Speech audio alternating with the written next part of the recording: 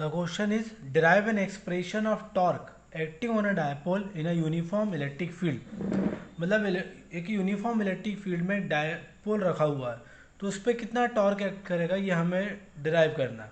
Okay, तो हम consider करते हैं यूनिफॉर्म इलेक्ट्रिक फील्ड। ये मैं बना रहा हूँ इलेक्ट्रिक लाइंस ऑफ फोर्स। तो क्योंकि यूनिफॉर्म इलेक्ट्रिक फील्ड है इसीलिए इलेक्ट्रिक लाइंस ऑफ फोर्स भी कैसी बनाऊंगा मैं, यूनिफॉर्म, मतलब इक्वी डिस्टेंस और same direction. So this is the uniform electric field of intensity E. हर जगह पर कितनी इंटेंसिटी है इसके, ई है। अब क्योंकि electric line start from positive charge and and into the negative charge, तो इस साइड पे पॉजिटिव होगा और इस साइड पर नेगेटिव होगा। ठीक है, अब ये यूनिफॉर्म इलेक्ट्रिक फील्ड है, इसमें हम एक डायपोल रखेंगे। Consider an dipole A B is a dipole. Dipole is made by two charges minus q and plus q and dipole length is 2l. Placed in a electric field with an angle of theta. हमने ये मान लिया। क्या क्या consider किया हमने, consider a dipole A B made by two charges plus Q और minus Q place in a uniform electric field of intensity E with an angle theta with the electric field. Okay, अब क्या होगा इसमें कि इस positive के कारण इस पॉजिटिव चार्ज के ऊपर एक फोर्स लगेगा।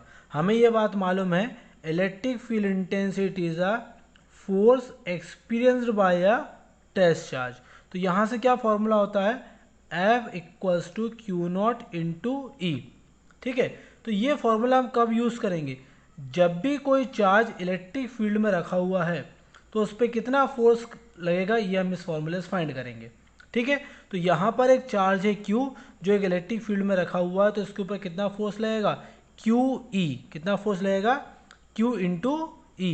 और किस डायरेक्शन में लगेगा, क्योंकि ये पॉजिटिव है ये भी पॉजिटिव है, तो पॉजिटिव पॉजिटिव क्या करेगा, रिपेल करेगा। तो ये जो फोर्स है ये किस डायरेक्शन में लगने वाला है, ये इस डायरेक्शन में लगने वाला है, F equals to Q into ई।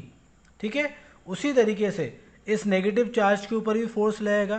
कितना फोर्स लगेगा, Q into E. Magnitude of charge is Q and the electric field is E, Q into E. But इस टाइम पर ये पॉजिटिव है और यहाँ पर नेगेटिव है, so there is a attractive force. तो फोर्स की डायरेक्शन क्या होगी, दिस डायरेक्शन, और फोर्स का मैग्नीट्यूड कितना होगा, Q into E. So there is two forces equal in magnitude but opposite in direction and has a different line of action. अब ये डिफरेंट लाइन ऑफ एक्शन का मतलब समझते हैं हम लोग। देखिए, जैसे कि मान लीजिए कोई एक ऑब्जेक्ट रखा हुआ है और उस पर मैं एक फोर्स लगाता हूँ इस डायरेक्शन पे 10 Newton and 10 Newton in this direction. So two equal force opposite in nature but same line of action. तो क्या होगा, ये कहीं भी मूव नहीं करेगा, ये रेस्ट पर ही रहेगा। जैसे कि मान लीजिए एक पेन है, मैं इस डायरेक्शन में भी फोर्स लगाता हूँ और इस डायरेक्शन में फोर्स लगाता हूँ, इस तरीके से मैं उसको दोनों तरफ से फोर्स लगा रहा हूँ, तो ये पेन कैसा हुआ, रुका हुआ है, क्योंकि दोनों फोर्स इक्वल है, मैग्नीट्यूड भी सेम है और उनकी जो लाइन जिस लाइन पे लग रहे हैं वो सेम लाइन पे लग रहा है। ठीक है, उसी तरीके से यदि मैं इस टाइप से फोर्स लगाता हूं, एक फोर्स लगेगा यहाँ पर कितना 10 न्यूटन और इस तरफ भी फोर्स लग रहा है 10 न्यूटन, तो ये भी दो इक्वल फोर्स है, अपोजिट है, पर इनकी जो लाइन है वो एक ही लाइन पे नहीं लग रहा है। ठीक है, तो ये दोनों फोर्स क्या करेंगे, ये दोनों फोर्स इसको रोटेट करेंगे। ठीक है, जैसे ये पेन है, एक फोर्स में लगाता हूँ इस तरफ से और दूसरा लगाऊंगा इस तरफ से, तो ये क्या करेगा, इस पेन को रोटेट करेंगे। तो ये जो टर्निंग इफेक्ट होता है फोर्स का, इसी को हम क्या बोलते हैं, टॉर्क। ठीक है, the turning effect of force is called torque, और हमें यही कैलकुलेट करना है।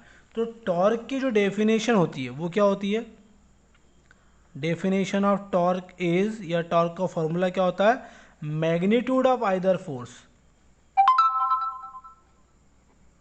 Magnitude, so what is torque, magnitude of either force into perpendicular distance between the line of action of force। Magnitude मतलब मैग्नीट्यूड कितना है, देखिए ये फोर्स का मैग्नीट्यूड भी Q इंटू ई और इसका भी Q इंटू ई, मतलब मैग्नीट्यूड तो सेम है, तो किसी का भी मैग्नीट्यूड हम ले सकते हैं, ठीक है। एंड परपेंडिकुलर डिस्टेंस, तो क्या ये दोनों फोर्स के बीच की परपेंडिकुलर डिस्टेंस है? बिल्कुल नहीं है, ठीक है। परपेंडिकुलर डिस्टेंस क्या होगी? तो हम इस फोर्स को आगे की तरफ या पीछे की तरफ बढ़ाएंगे, या इस फोर्स को भी बढ़ा सकते हैं, और दोनों फोर्स की जो लाइन की जो परपेंडिकुलर डिस्टेंस है ये कहलाएगी perpendicular distance.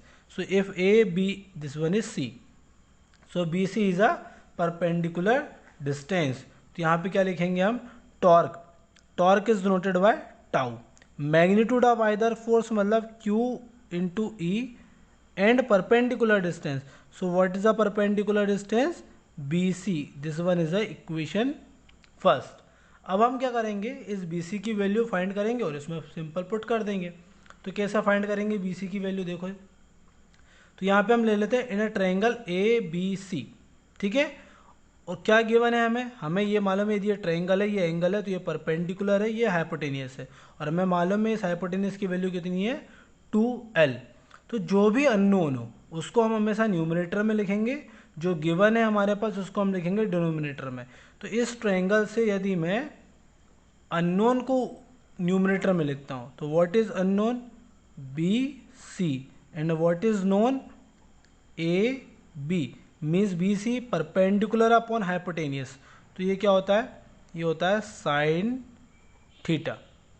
Okay, so sine theta equals to BC हमें फाइंड करना है और AB कितना है? 2L। तो यहाँ से BC की वैल्यू कितनी आ रही है हमारी? 2L sine of theta. Okay, put this value in equation first.